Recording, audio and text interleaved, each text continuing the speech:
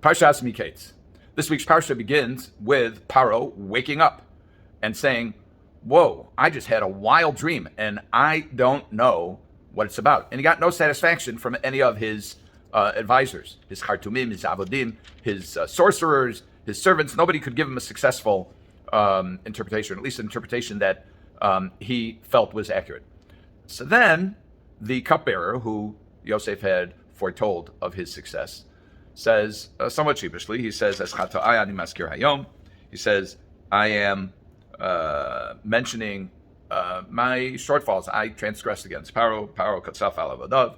Paro got angry at his servant, meaning himself. This is in Yud, which is verse 10. It says he put me in prison. And then there was this Jew, Visham Itanu, Na'ar Ivri Eved L'Sar Tabachim. And Rashi says the Saramashkim couldn't avoid taking multiple shots at Yosef, even while he's suggesting that Paro bring him up. First of all, Nar. Nar means, according to Rashi, means a shota. It means literally a youth. But here it means he's implying that he's a fool. And he's Ivri. He's a Jew. Jews even then were reviled and considered to be undesirable. And he's Eved L'Sar Tabachim. And Rashi says that means that he's a servant to the Sar Tabachim, which some read as either the butcher or the executioner. One way or another, he's a servant, he's a slave, and Egypt had a very strong caste system, and somebody who was a slave, according to Nimusei Mitzrayim, according to Rashi, according to the protocols of Egypt, somebody who's a slave cannot wear fancy clothes and cannot ascend to a position of authority within society. So, in the course of trumpeting Yosef's capabilities, he's also putting him down. So Paro evidently says, what do I have to lose? He may be a lowlife, but I'm out of options here. Let's bring him in. So it says, Yoritzo Somen Abor, and Vayoritzuhu Min Abor, they spirited him up from the pit, from the prison that he was in.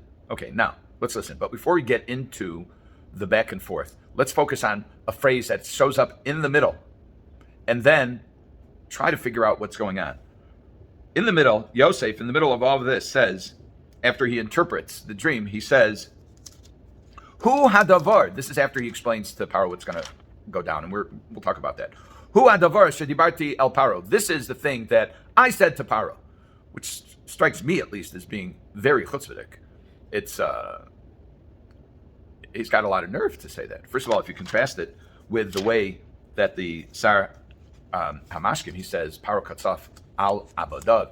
Paro got angry at his servant, meaning himself. And here, Yosef, he's speaking in first person. And he's repeating something that he said before. Let's go back and let's ask ourselves what's going on. So the first thing that Paro says is, I understand that you're good at interpreting dreams. Have a shot at this. So Rashi says, wait a second, this is in Pasuk Tezayin, which is in 16. He says, Vayan Yosef is Paro lemor. Yosef says, Biladai, it's not me. Elokim yaneh shlom Paro. It's God who will address Paro's welfare. It's Elokim.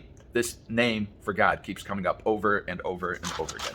Let's look at the next. He says in Chavhei, after he goes through analyzing the dream and saying, the 7 fat cows are the same thing as the 7 robust sheaves of grain, which is they portend years of plenty, 7 years of plenty.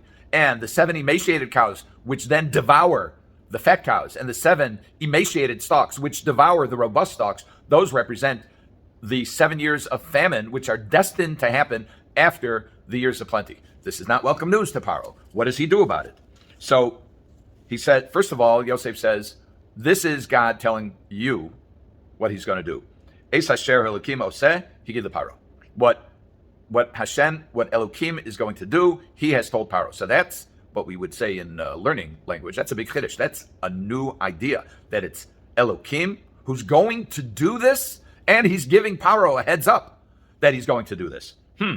And then Yosef says, after explaining it further, he says, Hu adavara shedibarti al Paro. This is the thing that I said to Paro. Whoa. First of all, where's that coming from, as we mentioned earlier? Secondly, what does it add to the story? He already told Paro. He might have said it, he might not have said it, but why include it in the synopsis of the dialogue?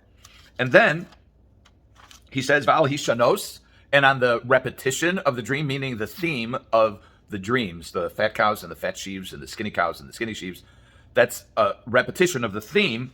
Ki nachon hadavar me'im ha-Elokim, because this is going to happen quickly. Umamaher ha-Elokim lasoso, and Elokim is going to do this quickly. In other words, there's no time to waste about this. So Yosef devises a strategy about how to deal with it. And he says, look, he said, figure out how to store the grain so that you have plenty during the years of plenty, you have extra, and then you can use that to sustain the entire country when the famine comes. And then what does Paro says? Paro in Lamed Ches, that's 38, turns to his servants and he says, "Well, I'm blown away, and I think you are too." He says, "Hanimtza kazeh ish asher ruach Elokim bo."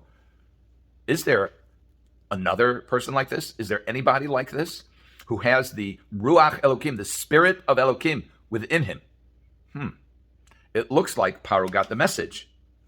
And then he says again, Acharei Hodia Elokim, after God has made this known, it's clear to me, Ein Navon v'chacham kamocha. There is nobody like you. And then Paro stops consulting and he says, okay, I'm going to put you on the job. You are going to be the food czar for Egypt. Now, Yosef could have easily said, you know what? Here's the explanation of the dream. You're going to have 7 years of famine, 7 years of plenty, followed by 7 years of famine, and you got to deal with it. And Paro would have said, perhaps, okay, here's a tip. Here's $5. Don't spend it all in one place. Yasher koyach. No future job for Yosef, no role to play, but Yosef creates a position for himself.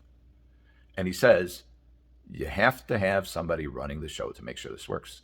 Paro's clueless. He doesn't know what's going on. And Yosef has delivered the goods. Yosef has convinced him that Elokim is bringing this about, and Elokim is letting him know how to deal with it. And who is the one who can figure out how to deal with that which Elokim is bringing?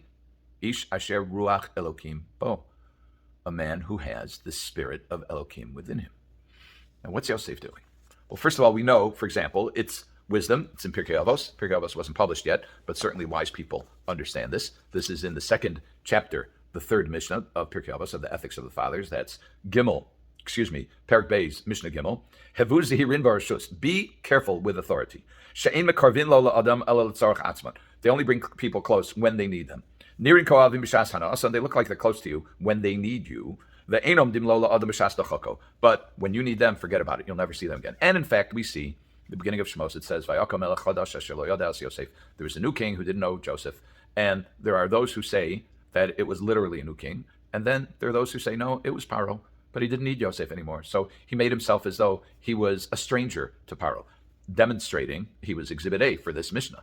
Yosef understood this. He especially understood this in light of the fact that his appeal to the Sar HaMashkim, to the cupbearer on humanitarian grounds, fell flat on his face. The Sar HaMashkim, once he got out, he had his position, he had his salary, he had his role, he had his life. He didn't need Yosef anymore. Let the stinking, foolish Jew rot in prison. It was only when it was the cupbearer, to the cupbearer's benefit, where he could be the hero who saves the day, because he knows about Yosef and about how Yosef can interpret, that he brings up Yosef. Yosef now gets it. He had 2 years to ruminate over what went wrong. And now Yosef devises and presents his approach in a way that hammers home the idea. It's Elokim. It's Elokim. See, that's what I was talking about. That's what I said to Paro. It's Elokim.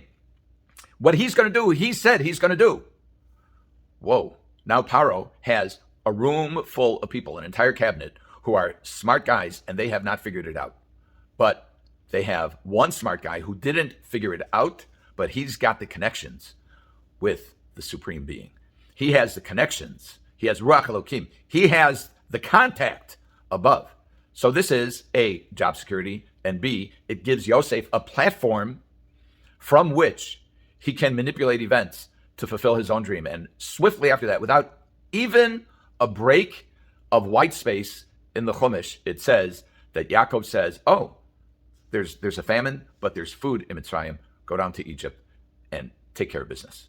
And this is all because Yosef learned from his mistakes in trusting in flesh and blood who had no skin in the game once he was released, and also appealed to Paro's self-interest so that Paro would turn around and say, okay, you're the guy for the job. Yosef was indeed a tzaddik. He was indeed a tzaddik. And he was also an ish matzliach. He was a successful person, and he was successful because he was mindful of God, and he mentioned the role that God plays in this so that he himself would become indispensable to the royalty of Egypt. Have a good Shabbos.